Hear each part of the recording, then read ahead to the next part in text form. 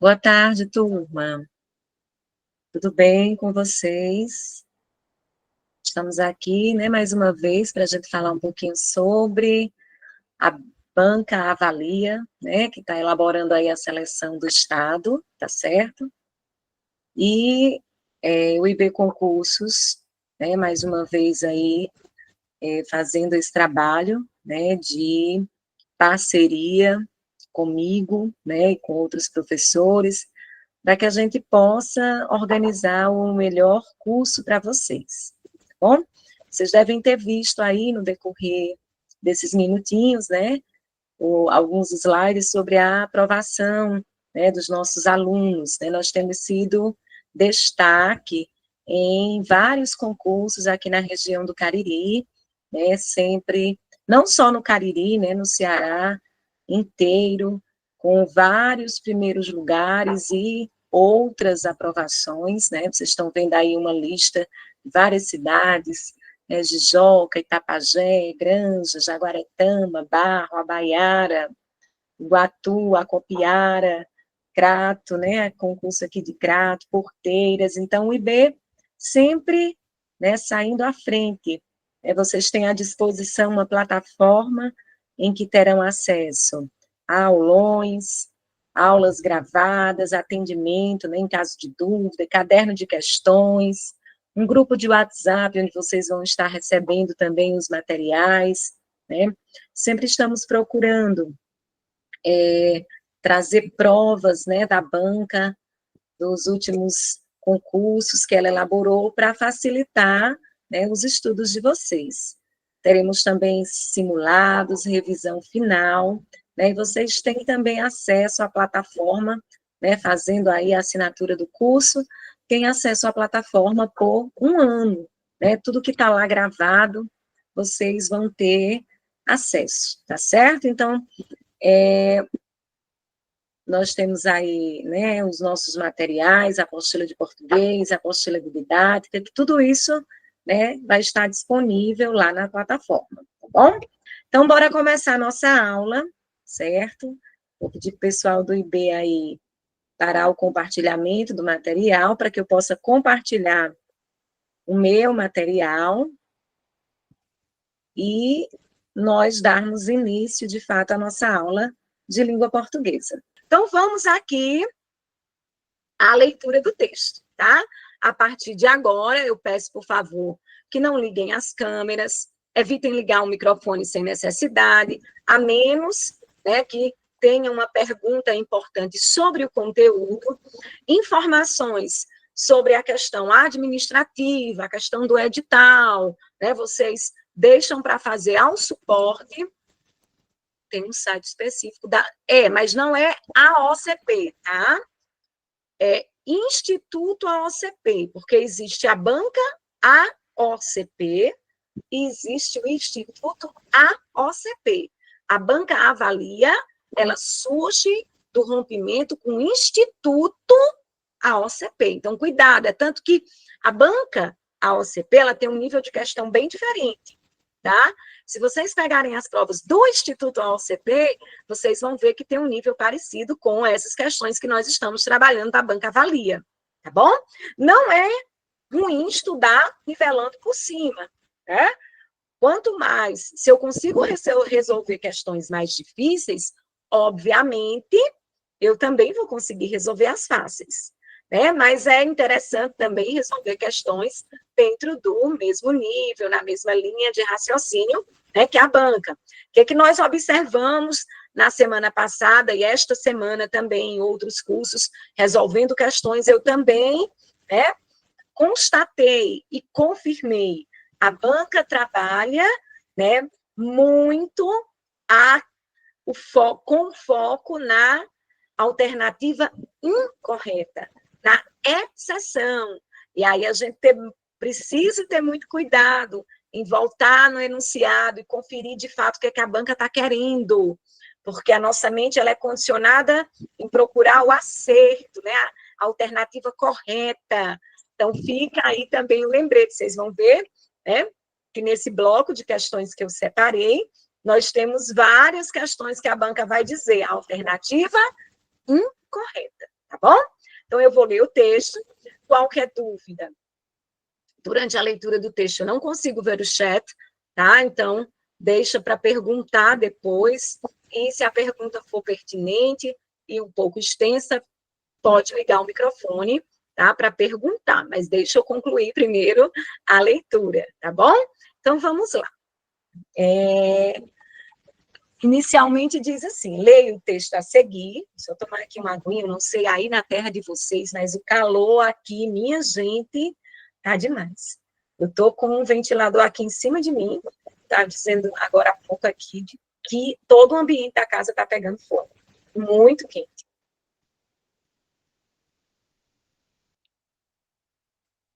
Vamos lá. Então, cuidado, outra coisa que eu já esquecendo de dizer. Muito cuidado com o material que vocês encontram por aí afora, né, na rede, internet, como a gente diz, né? Porque, às vezes, os gabaritos que estão publicados por aí nas redes são gabaritos preliminares, né? São gabaritos que não passaram ainda por uma avaliação, né? E, às vezes, tem um ou outro gabarito que não está correto. Nessa prova mesmo, eu encontrei isso. Então, por isso que é muito importante, né, a assistência de um profissional, né, na correção das questões, porque nem tudo que a gente encontra aí na rede está correto, tá certo? Muita atenção. Então, vamos lá, gente. Parem a conversa e vamos lá. Leia o texto a seguir para responder as questões de 1 a 4. Mudanças no meio ambiente afetam saúde neurológica, aponta estudo. Uma revisão sobre 30 anos de pesquisas evidencia que a saúde neurológica tem sido afetada pelas mudanças climáticas, alarmando médicos. É um texto aí do ano de 2022, desculpem. Há algum tempo, a temática das mudanças climáticas vem rondando a saúde. Tema abordado, né, pela COP27, tanto pelos impactos do setor para o clima, quanto pelas consequências dessas variações para a saúde populacional no mundo todo.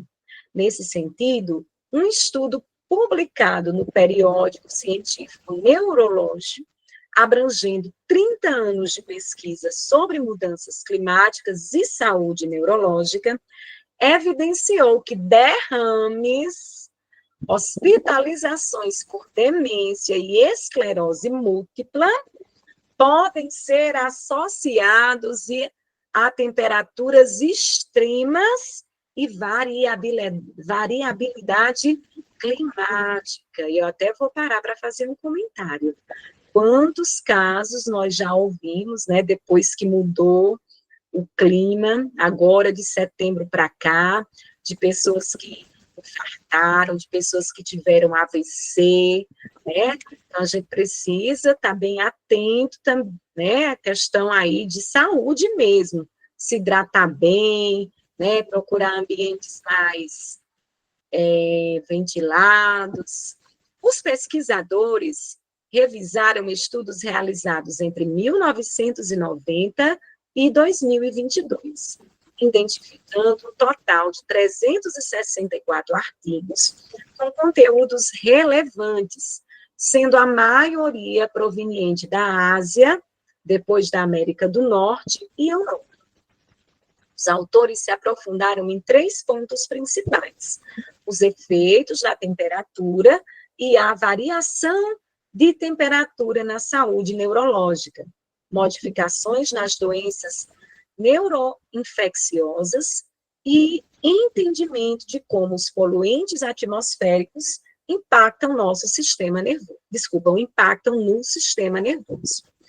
Dentre os indícios levantados sobre os efeitos da temperatura na saúde neurológica, os estudos revisados indicam que há um aumento do risco de derrames em temperaturas extremas e o crescimento do número de internações por derrame em temperaturas mais baixas, o que acredita-se ocorrer pela vasoconstrição e viscosidade do sangue no frio.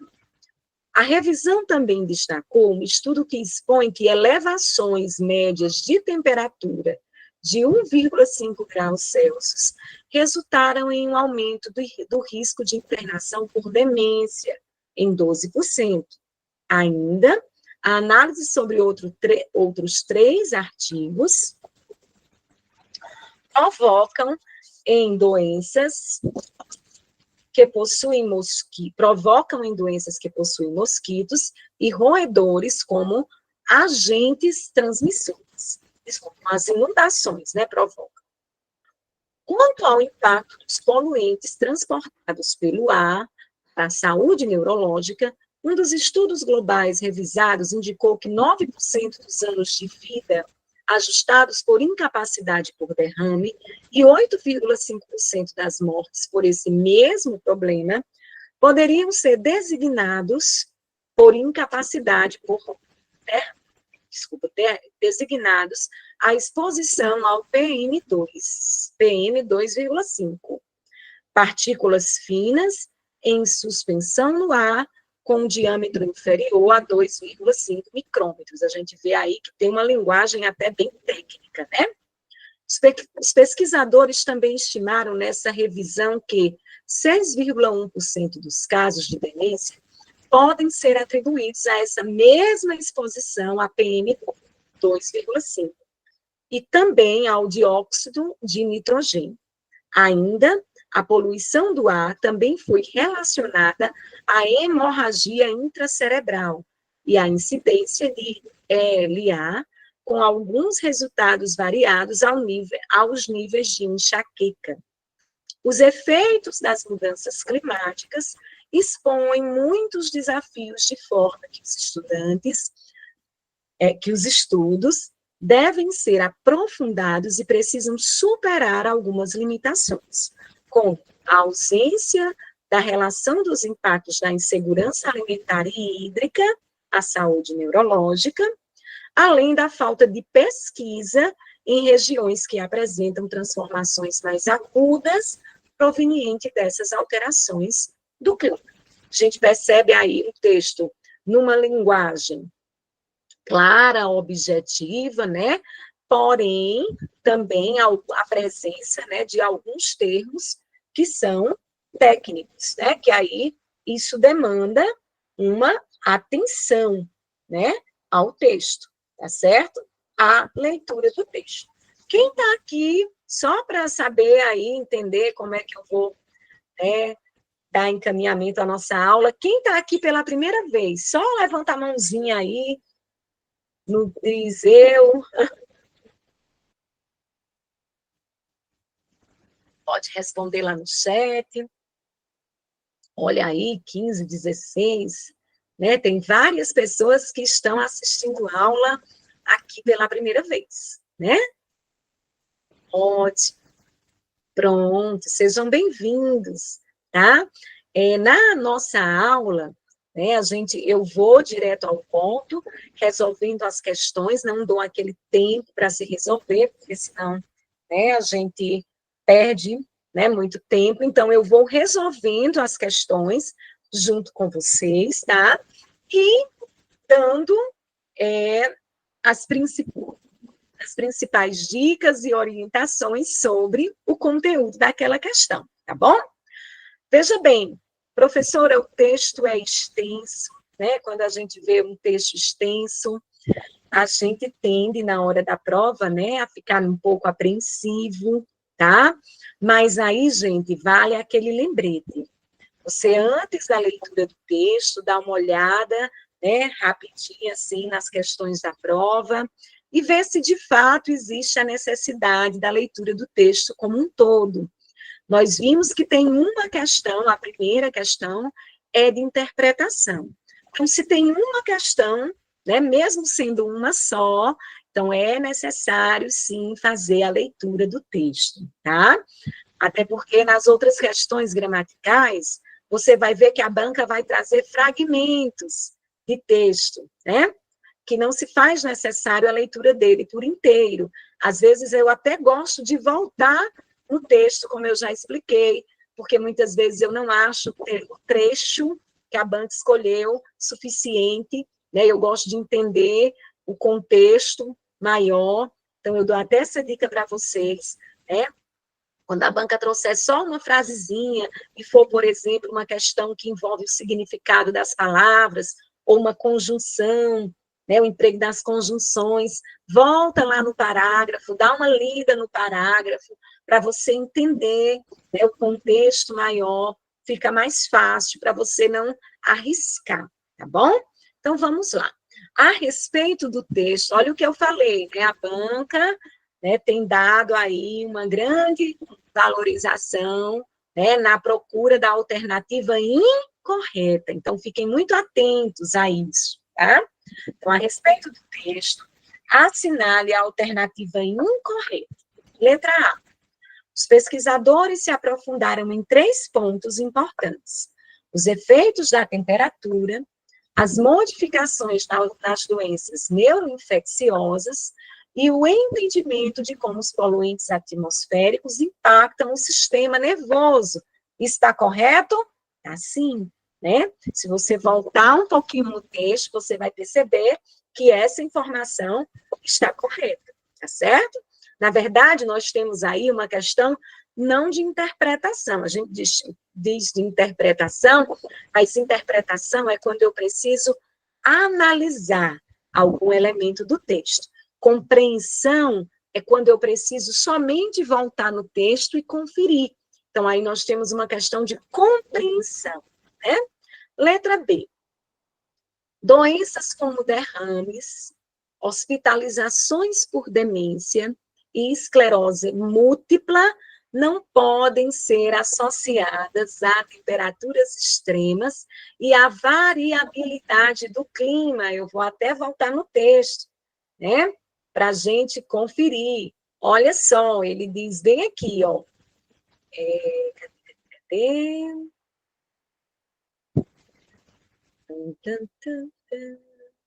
Ó, a letra A aqui confirmada, né? Então, a letra B, ele diz aqui.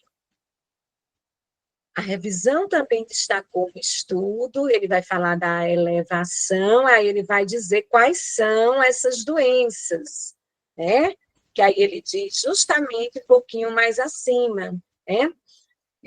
Doenças, como derrames, né? Ó, na pesquisa sobre mudanças climáticas e saúde, evidenciou que derrames, hospitalizações por demência e esclerose múltipla podem ser associadas a temperaturas extremas e a variabilidade do clima. E o que é que está dizendo na letra B, professora?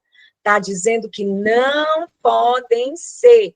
Então, nós já encontramos aqui a alternativa incorreta, né? O texto diz que sim, e a alternativa está dizendo justamente o contrário. Letra C, vamos conferir, né, para ver se a questão não está errada, se não tem 2 gabaritos, né, se não seria uma questão nula.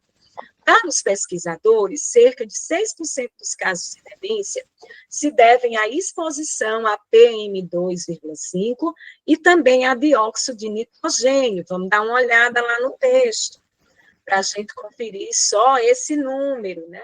Ele diz, ó, as pesquisas também estimaram nessa revisão que 6,1% dos casos, aí você diz, professora, né? Aqui só tem 6, só que ele está dizendo cerca de 6.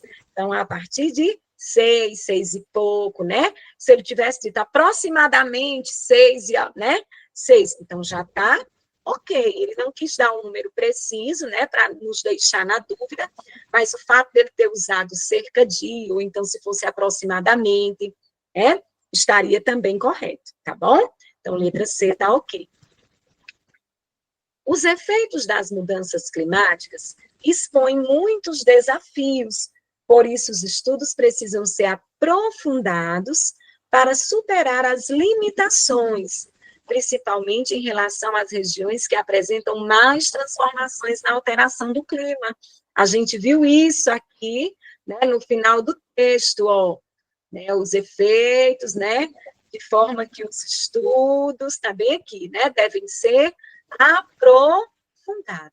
Então, né, a alternativa também está correta. Lembrem-se que antes de vocês marcarem o gabarito, não, eu encontrei aqui a alternativa. Não, gente, não funciona assim, né? A gente precisa analisar todas as alternativas, né? É isso que vai nos dar a certeza de que, de fato, o gabarito foi encontrado, né? Os pesquisadores constataram que as doenças que possuem mosquitos e roedores como agentes transmissores são influenciados por efeitos extremos do clima. Está correto? Vamos conferir, né? Ó, tá bem, eu acredito que está bem aqui no texto. Aqui, ó.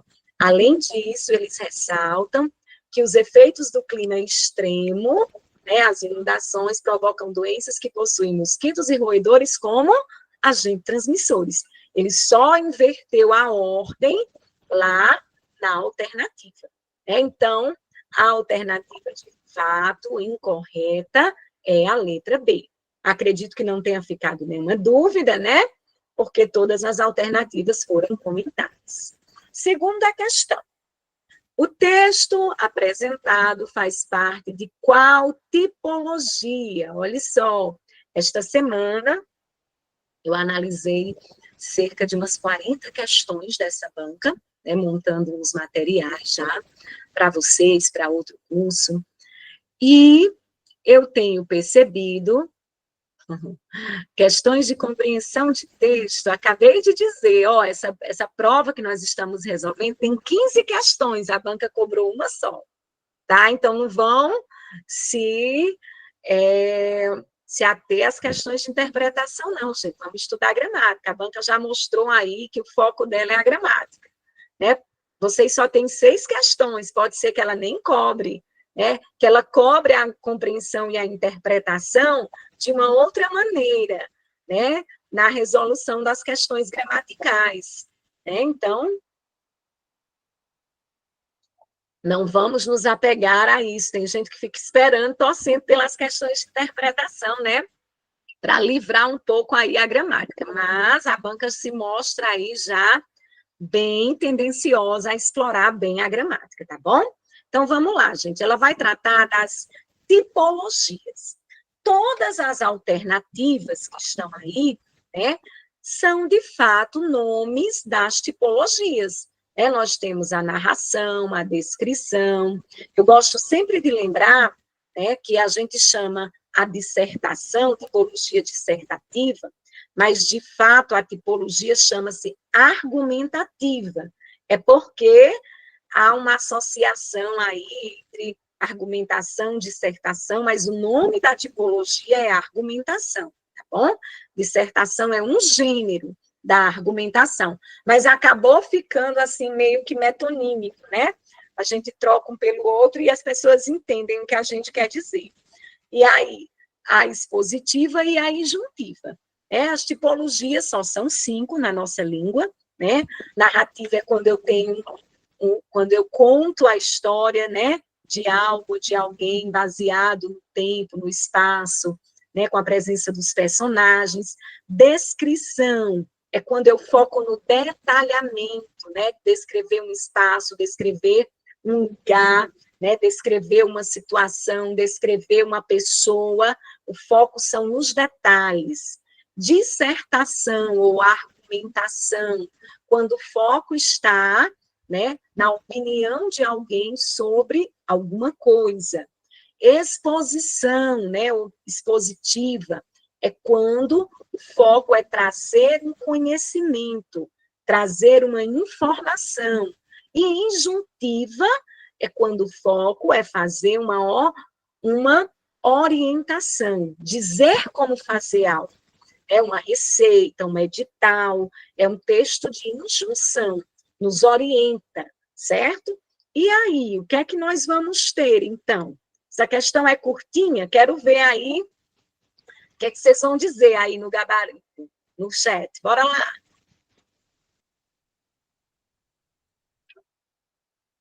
Quem pesquisou na internet, o gabarito da internet está errado, né? Lá o gabarito que estão soltando diz que é descritivo, mas aí não tem descrição no texto, não tem um detalhamento de algo ou de alguém. De fato, a tipologia é expositiva, faz a exposição de uma informação, tá certo? Então, gabarito, letra D, D de dado, ok? Ó as palminhas aí, povo acertando, é tão bom, né? Quando a gente acerta. Olha só, próxima questão é uma questão sobre verbo, tá? Então, gente, o que é que nós vamos ter aí nessa questão? Primeiro, deixa eu só falar um pouquinho aqui sobre verbo. Dentro, né, dos tempos e dos modos verbais, se faz necessário, né, que você dê uma atenção no estudo do verbo, principalmente, né, quando vai tratar de modo e de tempo, tá? Vocês estão vendo que a banca, ela diz assim, pretérito imperfeito do indicativo, não sei o que lá do subjuntivo, né? Então, é muito importante a gente entender esses modos e esses tempos. O que são os modos? Primeiro, antes de entender os tempos, a gente precisa entender os modos verbais, né? O que são os modos? São as ações mentais, o modo é a ação mental, né, que eu faço, que eu tenho, na hora de empregar o verbo. Então, essas ações mentais, elas são três. Eu posso usar o verbo dando uma ideia de certeza, né? Minha ação mental é de certeza, eu irei, eu faço tal coisa, né? Eu vi tal coisa. Então, sempre dando certeza na minha fala, e a gente chama de modo indicativo, tá?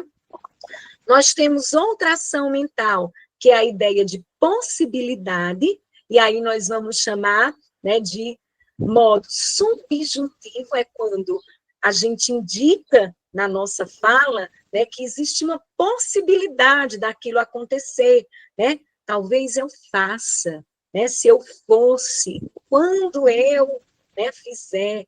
Então, dando essa ideia de que algo pode ser possível.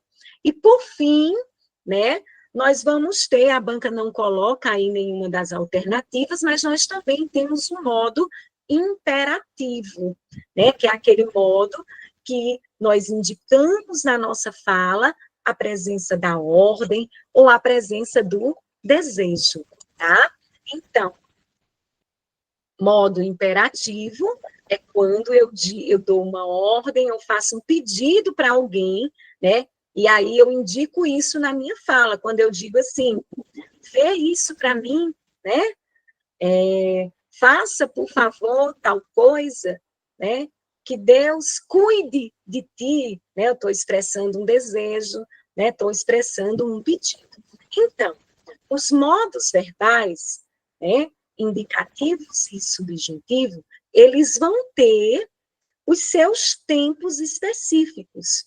O modo indicativo, ele tem 6 tempos. O tempo presente, 3 pretéritos e 2 futuros, tá? Então, e o modo subjuntivo, ele só tem 3 tempos. O presente, o pretérito imperfeito e o futuro. Então, a gente já está vendo ó, que tem uma coisa bem absurda aqui. Pretérito mais que perfeito do subjuntivo, essa letra C. Isso não existe. O subjuntivo só tem presente, pretérito imperfeito e futuro. Né? A letra C a gente já desconsidera, certo? Então, e aí? Como é que eu vou saber, professora? Principalmente no indicativo, né, que a gente tem aí 3 pretéritos, 2 futuros, né? Eu sempre digo que quando a gente vai estudar o verbo, a gente precisa fazê-lo da seguinte forma: pela semântica, pelo sentido que tem cada tempo verbal. Não adianta estudar como na minha época de ensino fundamental, né, o pessoal aí da casa dos 40, né, vai lembrar que nós fomos condicionados a memorizar a terminação verbal. Né, e as professoras faziam aquele exercício.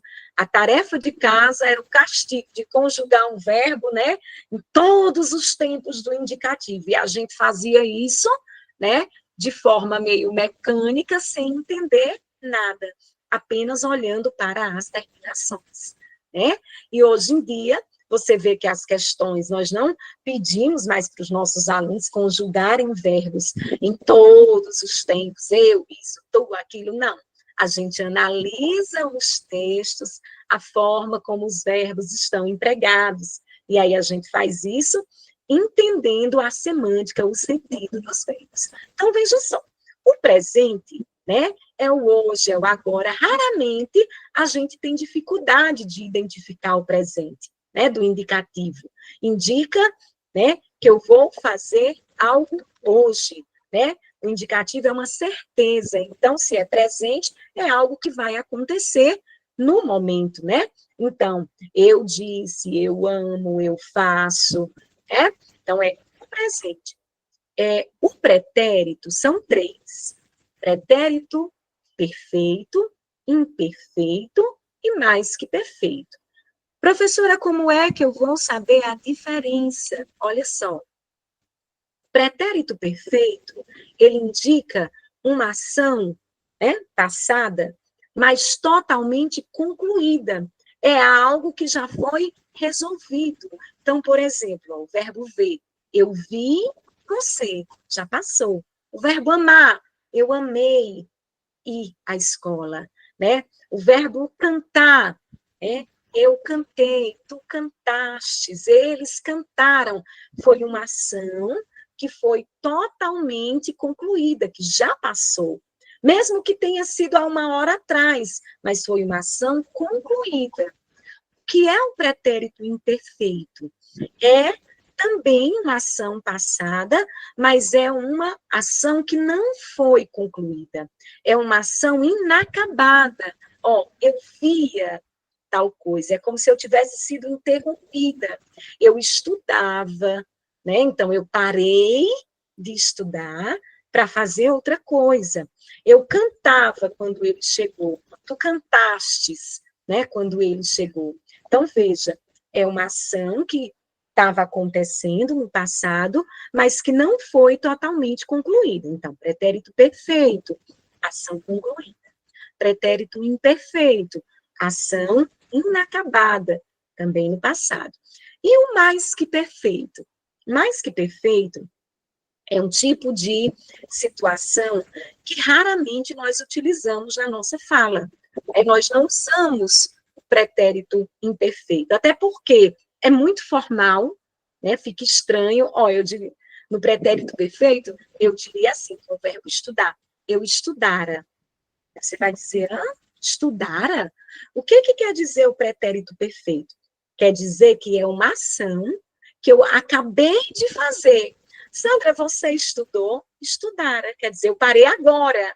Aí, como é que a gente usa o pretérito imperfeito? Desculpe, mais que perfeito. A gente diz assim, tu estudou, Sandra? Eu digo, estudei ainda agora, né? Para dizer que eu terminei de estudar. A gente não usa estudar, comer, ele fizera a atividade, ó, fizera. Como assim fizera? Fizera quer dizer, terminou de fazer, né? Então, mas essa é a forma adequada do uso do verbo mais que perfeito. Mas a gente não fala assim no dia a dia, não é?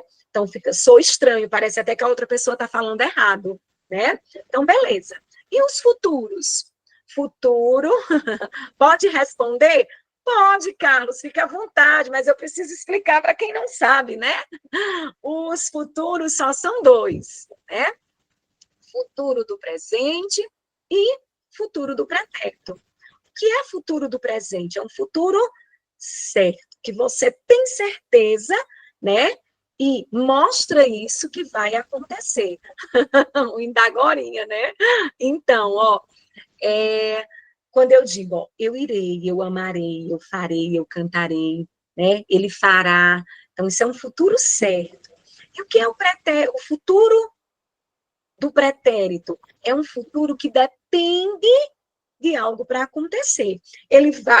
Desculpem, ele vai acontecer, mas ele depende de um fator. Então, você disse assim, ó, eu iria se me convidassem, eu faria se eu soubesse. É diferente de dizer, eu farei, eu direi, eu cantarei, tá? Então, o futuro do pretérito é como se fosse um futuro condicional. Ele depende de algo para acontecer. Então, olha só, falei dos 6 tempos do modo indicativo. E no modo subjuntivo, só são 3, sempre indicando ideia de possibilidade.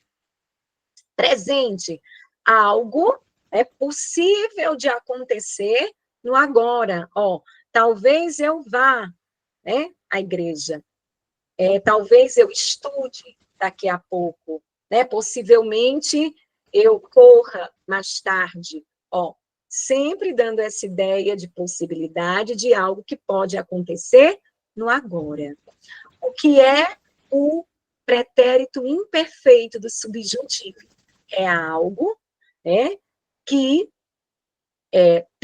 teria tido a possibilidade de acontecer no passado. Se eu tivesse feito, se eu fizesse, né, um concurso, se eu estudasse mais, então é assim, uma possibilidade de algo que poderia ter acontecido. E o futuro é também uma possibilidade de algo que poderá acontecer. Quando eu fizer, quando eu estudar, quando eu resolver tal coisa, né? Tudo dará certo, veja. Então, é uma possibilidade para depois, tá ok? Então, bora lá na questão. Aí a questão diz assim, os verbos evidenciou, né? Cientista evidenciou, eles revisaram, eles aprofundaram, né? Tal coisa destacou. Então, está mostrando o quê?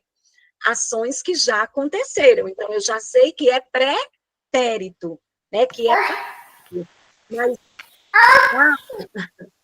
mas é um passado totalmente concluído, né? Ó, evidenciou, revisaram, já passou, né? Foi concluído. Então, aí o gabarito é na letra D, como já foi dito aí, né? Pretérito perfeito do indicativo.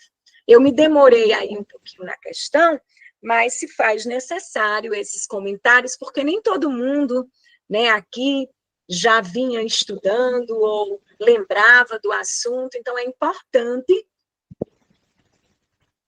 a gente, às vezes, parar um pouquinho para teorizar, né? Até porque o objetivo da aula é esse, senão eu mandaria o material e mandaria só o gabarito para vocês e pronto, né?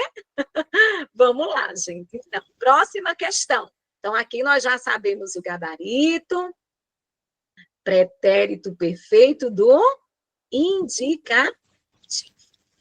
Olha, a quarta questão vai falar de elemento coesivo. Ele diz assim, ó, no quarto parágrafo do texto apresentado, temos a presença do elemento coesivo além disso, né? Que são os elementos de coesão. Vamos só lembrar, né? A gente lembra coerência, coesão, né? O que é coerência? Coerência é o sentido adequado, né? Quando a gente diz assim, você foi coerente, né? Você não se contradisse, né? Então, são as ideias colocadas de forma correta, exata, né? Coesão são os elementos, são as ligações que a gente faz no texto, né? E aí, para fazer a coesão, né, para fazer essas ligações entre as ideias do texto, a gente usa determinados elementos, né? Que são elementos de ligação. A gente usa as conjunções, a gente usa os pronomes demonstrativos, esse, essa, isso, aquele, aquela, aquilo. A gente usa os pronomes relativos, que, o qual, né, quais, para fazer referência ao que já disse. Então, existem vários elementos coesivos, né, elementos para fazer a ligação entre as partes do texto. E quando a gente usa também esses elementos coesivos, eles trazem para o texto um sentido, né? Eu posso usar uma conjunção com sentido de causa, eu posso usar um elemento de coesão com sentido de correção, de retificação, de explicação, de adição, né? Então, você precisa analisar o elemento que a banca traz e precisa também observar o sentido que esse elemento tem, né? Isso, Everton. Depois pega a aula, pega o material teórico, revisa, assiste a aula de novo, vai fazendo suas anotações. Eu também só sei estudar assim, Everton, só aprendo se eu escrever. Quando eu estou só falando, eu não memorizo nada, eu preciso escrever do meu jeito, fazendo ali os meus esquemas, aí eu tenho confiança, né, naquilo que eu de fato estudei. Cada um vai ter seu jeito de estudar, né? Tem gente que prefere estudar ouvindo, outros preferem estudar escrevendo, né? Então, cada um tem que encontrar a forma mais adequada. Então, bora lá. Ele diz assim, ó, temos a presença do elemento coesivo além disso. Ainda, aí traz o trecho, ó, ainda, a análise sobre outros 3 artigos apresentou uma relação entre a frequência de convulsões com mudanças meteorológicas. Além disso o quê? Do que ele já disse. Então, ele vai colocar algo a mais. Ele diz além disso, porque ele quer dizer que tem um elemento a mais, né?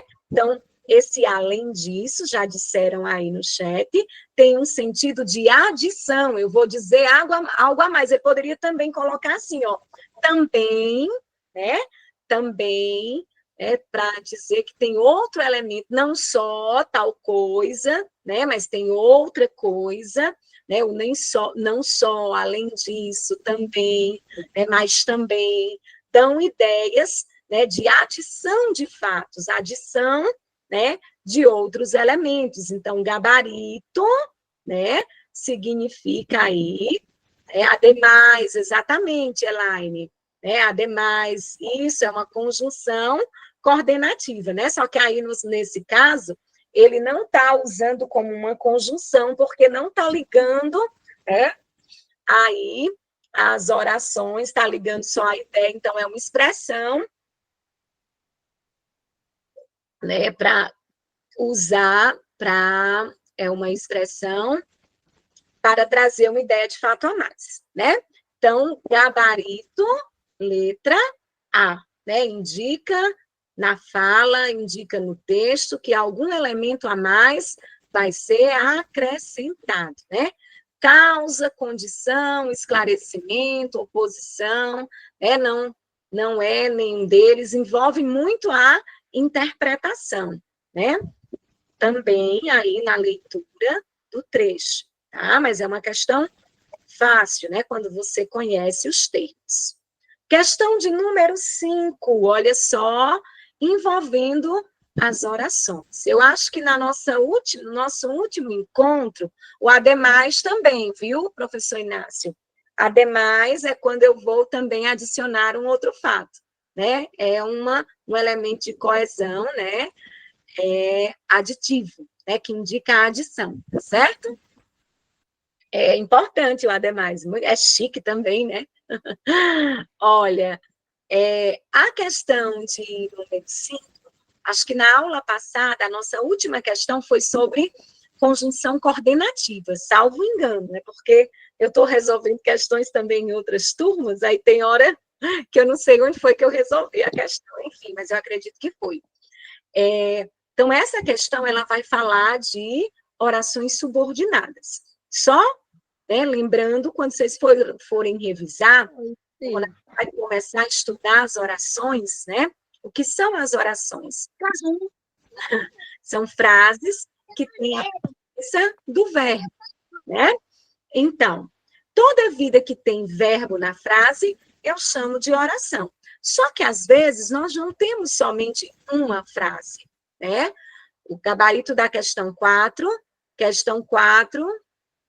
foi letra A, certo? Só que, às vezes, na frase, gente, nós não temos só um verbo, né? Nós não temos só uma oração, né? Por exemplo, aqui, ó, nesse períodozinho, nós temos fico feliz, o verbo ficar, né? E o verbo fazer, né? Faço uma viagem. Então, nós temos dois verbos. Se nós temos dois verbos, nós temos duas orações. E aí a gente vê a primeira oração, ó. Fico feliz sempre, né? Aí a gente vai se perguntar, por que que essa pessoa fica feliz, né? Sempre, né? Sempre que faço, quer dizer, fico feliz, na verdade, né? A primeira oração aí. Sempre que faço uma viagem diferente. Então, veja, uma oração tem a ligação direta com a outra, precisa da outra para completar o seu sentido. Então, essa é a ideia de oração subordinada. Uma depende da outra. Só que aí, gente, nas orações subordinadas, né? Se vocês olharem aqui as opções, a banca trouxe 5 tipos: condicional, conformativa, final, proporcional e temporal. Todos esses nomes, de fato, são orações subordinadas adverbiais. As adverbiais, né, são 9 tipos, aí tem 5 que a banca colocou, tá? E elas são consideradas mais fáceis, por quê?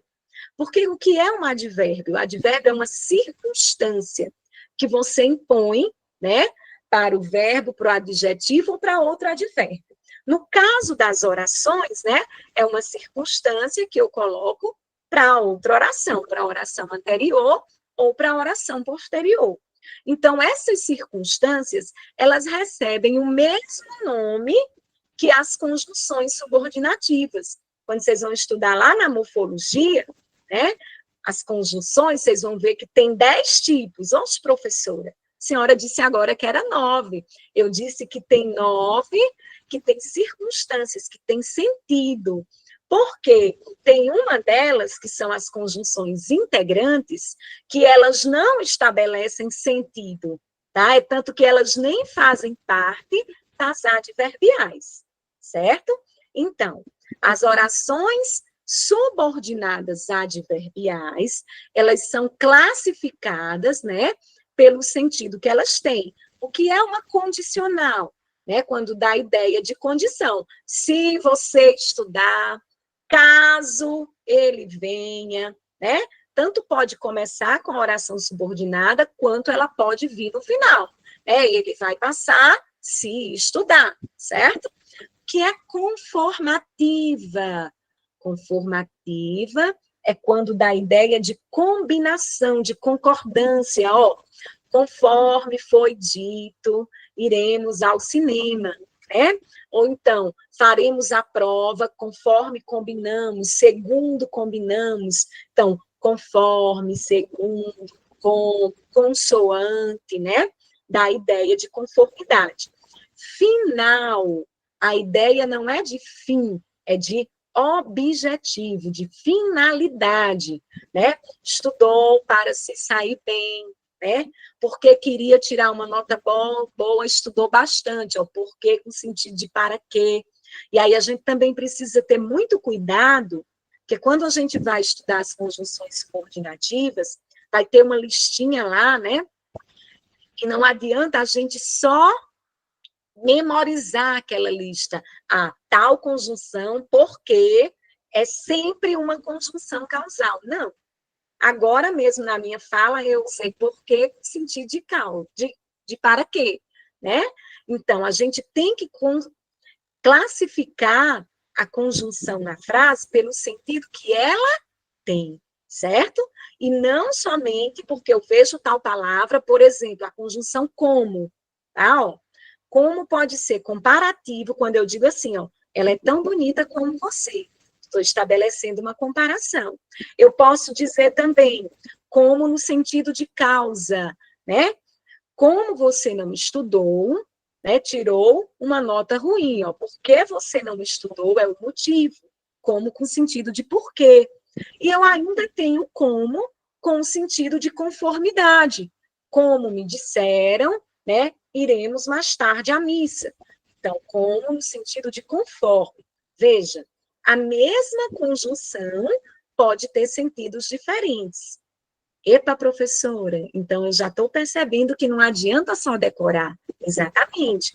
Você tem que aprender os nomes que elas têm, conhecer as conjunções, mas você vai classificar pelo sentido no contexto, certo? O sentido que a palavra, como no sentido de causa, acontece no início. Em geral, peraí, viu? Como estava doente, foi à escola. Exatamente, porque senão no meio fica sem sentido, Ademir. Isso mesmo. Vamos lá. Então, proporcional aponta uma relação, né, de dois fatos que acontecem ao mesmo tempo, né? Proporção, quanto mais estuda, mais aprende, quanto menos come, né? Mais fica triste, quanto menos come, menos engorda. Então, é sempre dois fatos que caminham juntos, proporção. E temporal? Temporal é o gabarito, muitos já disseram aí, né? Ó, fico feliz quando, professora? Sempre que faça uma viagem, sempre quando, né? Vai dar a ideia de tempo, né? E aí nós falamos de 5, faltam quantas? Faltam 4. Vamos falar das outras 4. Proporcional, podemos usar o termo à medida que, sim, também é proporção, à medida que e a proporção que, certo? Então, as outras, quem está faltando? Concessiva, né, que vai estabelecer ali uma relação parecida com a oposição, né, embora tenha estudado, né, não aprendeu o suficiente, né, mesmo que, né, comesse muito, não engordava, é sempre a concessão, uma permissão que se faz para algo que aconteça. Então, vai parecer a ideia, né, de contrariedade, mas, na verdade, foi uma permissão que foi feita, por isso que acaba contrariando a regra. Oi, Ângela, você quer falar? Professora, mas eu entendi aí, ó, fico feliz sempre que faço. Não é a medida que faço, não a proporção que eu faço, eu fico feliz. Não. Veja só, fico feliz sempre que faço uma viagem. Então, no momento, a banca de fato trouxe como gabarito. Se você tentar trocar pela medida, fico feliz à medida que faço, né, uma viagem. Poderia ser até, viu, Ângela, um caso para recurso, porque a medida também não muda, né? Não vai dar nada de equivocado aí na oração, mas a banca trouxe, né, sempre como tempo, né? Porque isso é bem comum, certo? Pois é, Everton está dizendo, eu marcaria proporção. Eu de cara marquei tempo, né? Mas é diferença entre condicional e concessiva.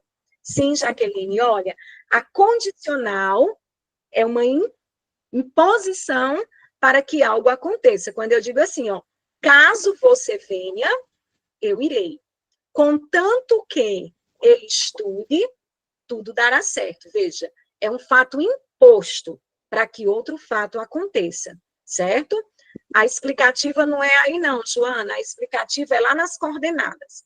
Então, a concessiva vai trazer essa ideia de contrariedade. Ó, estudou muito, mesmo assim, não teve um bom resultado.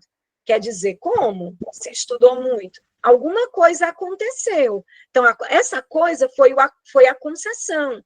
Porque concessão quer dizer uma permissão que se dá para que algo aconteça. Algo aconteceu é que ele não se deu bem. Então, a ideia que fica posta é de contrariedade. Estudou muito, mesmo assim, não passou. Embora, né, estivesse cansado, foi trabalhar. Foge à regra, né? Então, a concessão é aquilo que foge à regra, certo? E a condição é uma imposição, tá bom? Eu pensei que a viagem fosse uma condição para a pessoa ficar feliz. Não, mas aí, se a viagem fosse uma condição, para ser uma condição, tinha que ter uma conjunção condicional, Rita. Né? Se fizer uma viagem, caso faça uma viagem, fica feliz. Né? A conjunção tem que estar posta. O sempre né, mais comum é em relação ao tempo, tá certo? Então, gabarito, aí posto pela banca, letra E, né, e de fato tem sentido, né, letra E. Bora lá, a próxima. Eu morri de rir quando eu li essa tirinha, né? Ele diz, estou ficando atoladinha a música, né? Estou ficando atoladinha. Aí o cara diz, viu como eu canto bem a outra rã? Aí ele diz, aposto que seus... desculpa, aposto que Elis Regina está morrendo de inveja. Aí, cara, eu sou sinistro, né? Olha só. Então, na tirinha acima, né, a expressão morrendo de inveja. Na aula passada, nós também resolvemos algumas questões que falou-se sobre figura de linguagem, né? E aí, agora, a gente traz outras figuras, acho que na aula passada nós falamos de metonímia, né? Falamos um pouquinho de metáfora e de comparação que tinha lá Everton, que tinha lá na questão. Calma, gente, ó, professor, é muita informação, gente, de fato, é muita informação, mas lembrem-se, não é só essa aula, depois dessa aula tem o quê? Revisão, estudar, né? O cursinho direciona, aí você vai vendo as suas dificuldades, opa, esse assunto aqui que a professora lembrou, eu não lembrava mais, né? Esse assunto aqui eu tenho dificuldade, então aí vai focar, vai revisar, é assim que funciona. É humanamente impossível você absorver desse tanto de informação num questão de nós estamos aqui, ó, 1h40 minutos, desculpe, começamos 3h30, né? 1h10, né? Não dá para absorver desse tanto de coisa. Então, é estudar, é revisar, é resolver questões, né? E rever a aula, né? E resolver questões, e ler a teoria, é assim que funciona, tá? Então, bora lá. O que é a hipérbole? Teve gente que já encontrou o gabarito aí, né? Figura de linguagem, né? Em que a gente aponta nas palavras um exagero. Eu estou morrendo de inveja, né? Ela chorou rios, não é isso? Então, o que é uma perífrase? Já encontramos o gabarito, né? Mas o que é uma perífrase, professora? A perífrase é uma espécie de metonímia, tá? Tem aí na letra E. O que é uma metonímia? Falamos na aula passada. É quando eu troco uma palavra por outra, porque existe uma associação entre elas. Elas são muito parecidas, muito próximas, que tanto faz dizer uma como a outra que as pessoas vão entender. Ó, eu disse lá na segunda questão, as pessoas usam o termo dissertação, né, para falar da tipologia argumentação. Ficou uma coisa associada à outra, mas a dissertação é um gênero. É igual a gente faz quando a gente diz assim, eu vou ali comprar sabão Omo, né? E chega e traz outro sabão em pó, quando na verdade a gente queria comprar qualquer sabão em pó, e a gente às vezes nem compra Omo, né? Porque é mais caro. Enfim, mas o que é que eu estou querendo dizer? A marca que se popularizou, né? Ela é associada ao produto. Então, eu troco o produto pela marca, eu troco o autor pela obra. A gente diz assim, ó, eu escutei Elis Regina. Não, lógico que você escutou Elis, mas você estava ouvindo a música de Elis, né? Eu li Machado de Assis, você leu a obra, mas uma coisa está ligada à outra. A prova de vocês vai ter 6 questões, viu, Ana? Então, gente, a perífrase é também um tipo de metonímia. Só que na perífrase é quando, ao invés de dizer o nome do lugar, tá? Eu digo uma característica do lugar. Quando eu digo assim, ó, eu vou viajar para a cidade maravilhosa, né? Aí a gente já associa ao Rio de Janeiro. Fulaninho foi para a terra do Gonzagão. Aí tem que ter um conhecimento, claro, cultural, né? Quer dizer, foi lá em Exu, ele viajou para a Terra da Luz, viajou para Paris. É quando eu troco perífrase é também a troca de uma palavra por outra, porque existe entre elas essa proximidade, tá? Mas perífrase eu uso especificamente para trocar o nome do lugar por uma característica dele que se destaca. Mas é um tipo de metonímia, tá? Tem também a opção catacrese.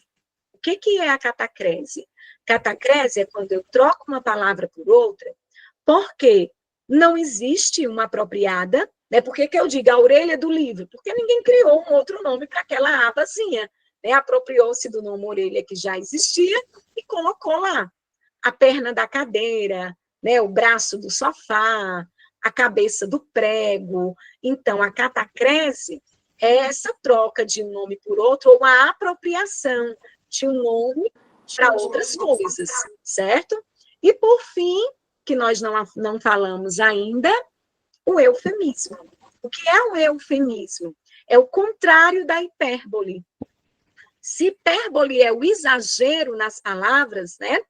O exagero na ideia, naquilo que se quer dizer, o eufemismo é a suavização da ideia. É quando, para não ser direto, para não ser grosseiro, você suaviza. Acontece muito isso com as notícias sobre morte, né? Fulano partiu dessa para melhor, né? Foi para junto de Deus, descansou em paz, né? A gente suaviza a situação, né? Essa menina apropriou-se do alheio, né? Para não dizer o termo robô, certo? Então, veja que é sempre uma suavização daquilo que se quer dizer, eufemismo. O contrário do gabarito, que é hipérbole, tá bom? E metonímia eu já falei, junto com a perífrase. E última questão, né, uma questão, né, que trata da colocação dos pronomes. Eu aí vou parar um pouquinho também, né, para que vocês entendam. Obrigada, Everton. Que bom, né, que vocês estão compreendendo. A comunicação é isso, né? Não adianta eu assistir uma aula que eu não estou entendendo nada que a professora está dizendo. A gente tem que usar uma linguagem, né, para que de forma clara, eficaz, né? Ontem eu estava falando sobre isso, eu dei uma palestra sobre estratégias de comunicação, e aí era um dos pontos da palestra, era justamente isso, né? Não adianta você ter muito conhecimento e não saber passar, né, esse conhecimento através da sua fala, usar uma linguagem muito difícil, né? No nosso caso, o professor não tem uma didática acessível, né? Tudo isso faz a diferença. Então, bora lá para a última. Professora, quando fala de colocação pronominal, está falando sobre o quê? Daqueles 3 nomezinhos esquisitos, né? Ínclise, próclise, mesóclise, né? Até meio complicados, tá? Mas aí nós vamos ficar nessa base inicial.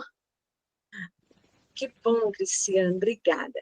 Ó, vamos ficar nessa base inicial, entender o que é próclise, ínclise e mesóclise.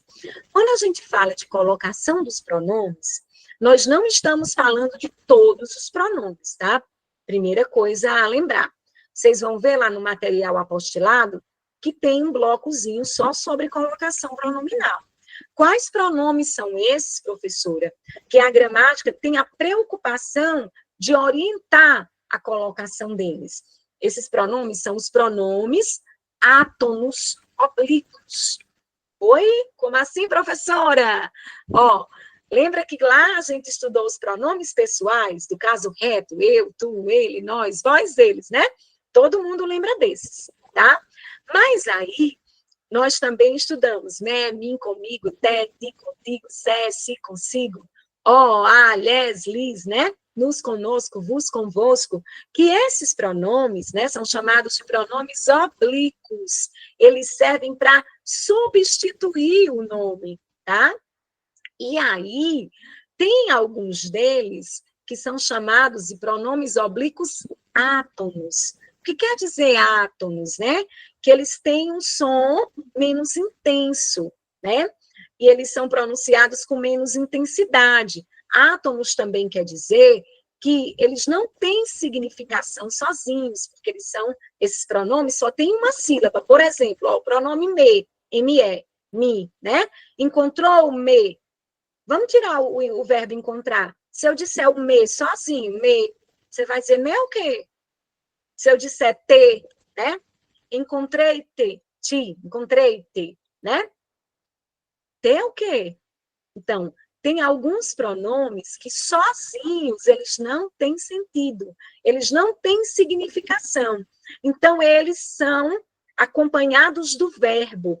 Aí sim, eles são usados para substituir os nomes. Quando eu digo encontrei-o, né? Passei por José na rua, encontrei-o. O quem? José. Então, eu estou substituindo o nome. Então, esses pronomes, o, a, os, as, lhe, se, si, te, né? Me, eles são usados, né, para substituir os nomes e eles acompanham os verbos. Beleza, já entendi essa parte, professora. E aí, como é que eu coloco eles junto do verbo? Aí a gramática diz que eles podem vir em 3 posições. Antes do verbo, que a gente chama de próclise, né? Por exemplo, aqui, ó, ontem me disseram. Esse me, né, o pronome me, que quer dizer a mim, né? Eu, né, da primeira pessoa, você não vai dizer ontem eu disseram, ontem disseram a mim, né? Me disseram. Então, esse me é o pronome que está antes do verbo. Cadê o verbo? Disseram. Então, isso aqui é uma próclise, tá? Aqui, ó, entregar-lhe-ei, isso aqui é uma mesóclise. O que é uma mesóclise? É o pronome no meio do verbo, tá? E aí eu vou logo falar dos 2 casos de mesóclise. Só existem 2 situações na nossa língua que a mesóclise é obrigatória. Lembra que agora há pouco nós falamos de futuro do presente e futuro do pretérito. Esses 2 tempos verbais, sempre que você for iniciar a frase com o futuro, iniciar, verbo no início, do jeito que está aí, ó. Não é entregarei, né? Então, entregarei é futuro do presente. Então, a gramática diz que toda vida, que quer dizer entregarei a ele, exatamente. Mas a gramática diz, a norma padrão, né? Que toda vida que eu for iniciar uma frase com o verbo no futuro do presente ou no futuro do pretérito, eu tenho que colocar o pronome no meio do verbo. Então, entregar-lhe-ei, né? Mas a gente não fala assim no dia a dia, né? Soa muito formal, mas a gente vê na Bíblia, né? Encontrar-se-ão, né? A gente vê na Bíblia, nos textos mais formais, realmente, texto do microfone ligado. Textos mais formais, textos jurídicos, você vê a presença da mesóclise. Então, quando é que eu devo usar a mesóclise? Pela norma padrão, sempre que a frase for iniciar com verbo no futuro do presente ou no futuro do pretérito. São esses 2 casos, tá? Professora, a senhora não diz quais são os casos de próclise. Eu digo já, porque são muitos. Colocar o pronome antes do verbo demanda muitas orientações. E, por fim, nós vamos ter o pronome depois do verbo. Né? Aí, por exemplo, na letra E, devo-lhe, né? Não levando em conta a locução, esqueçam inicialmente o explicar, tá? Vamos pensar que tenha só o verbo dever. Devo-lhe um presente, vamos supor que fosse assim. Por que colocou o pronome depois do verbo? Porque a norma culta, a norma padrão, a gramática diz assim, ó, toda vida que eu for iniciar uma frase com verbo no infinitivo, que é um verbo no infinitivo, professora, é um verbo terminado em AR, ER, ou então com qualquer verbo que iniciar a frase, com exceção do futuro do presente e do futuro do pretérito, tirando esses 2, você tem que colocar o pronome depois do verbo. Aí a gente lembra uma regrinha, que eu não sei se vocês já ouviram, que diz assim, ó, nunca deve iniciar a frase com pronome oblíquo, né? Lhe devo. Não, é devo-lhe. A gente não inicia as frases as orações, né? Frases que têm verbo. Sempre que o verbo vem no início, tá?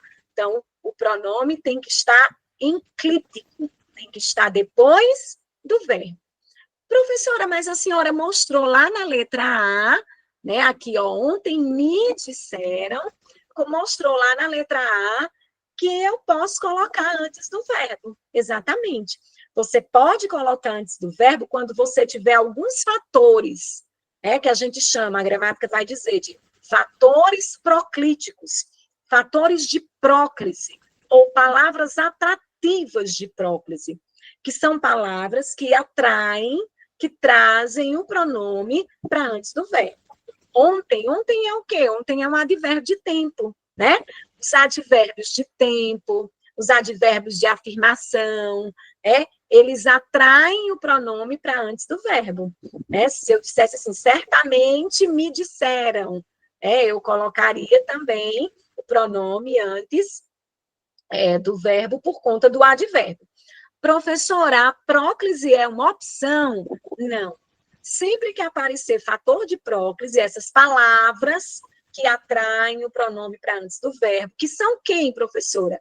São as palavras negativas, os advérbios, alguns pronomes, por exemplo, ó, letra D.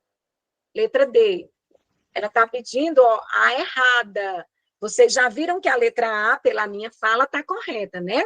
Aqui tem um advérbio, é um fator de próclise, então eu tive que trazer o pronome para antes do verbo, tá ok. Letra B, o verbo está no futuro do presente, então a gramática orienta a mesóclise, né? Então tá correto.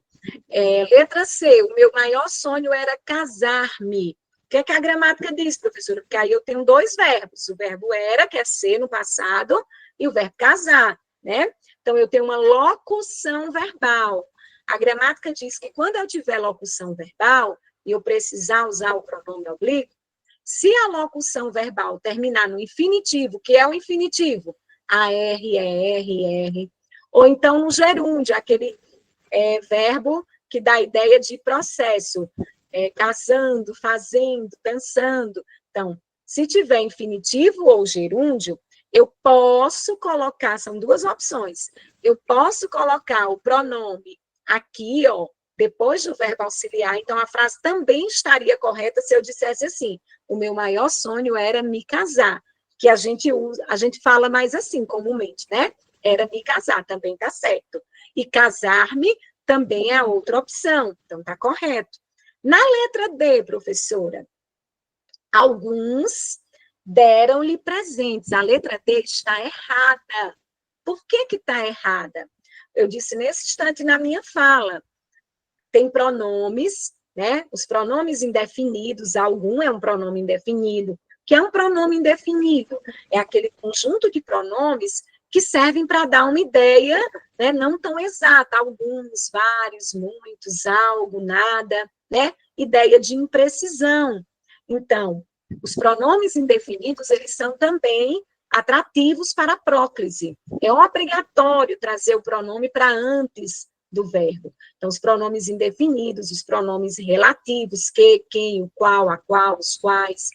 Os pronomes demonstrativos, esse, essa, isso, aquele, aquela, aquilo, este, esta, isto. Então, são também obrigatórios, né? Porque são fatores de próclise. As orações que expressam desejo, né? Deus te abençoe, né? Por isso que eu coloco o T, né, antes do verbo, porque te desejo, por que eu posso dizer, se eu começasse com T, te desejo, né, uma boa viagem, que é uma oração que expressa desejo, é uma oração optativa. Optativa não é porque é para optar, não. Optativa é porque expressa o meu desejo, tá? Então, as orações exclamativas, optativas, também são obrigatórias à próclise, certo? Então, a letra D está errada, depois vocês vão ler lá no nosso material, colocação pronominal, próclise, ênclise e mesóclise, lá vai ter vários exemplos, até questões para vocês resolverem, essa apostila está disponibilizada lá na plataforma. Então, letra D está errada. Nós estamos na nossa última questão, Everton. Aí, semana que vem, nós vamos resolver as outras 8 questões dessa prova. Tá? Essa prova tem 15 questões. Eu separei 7 para hoje, 8 para depois, porque também, senão, fica muito cansativo. É muita informação, né? E na letra E, devo lhe explicar. Tem ainda a questão 8? Não, tem não, essa é a última. Não. Ah, desculpa, tem. Já vou falar. Eu coloquei 7 hoje e 8 semana que vem.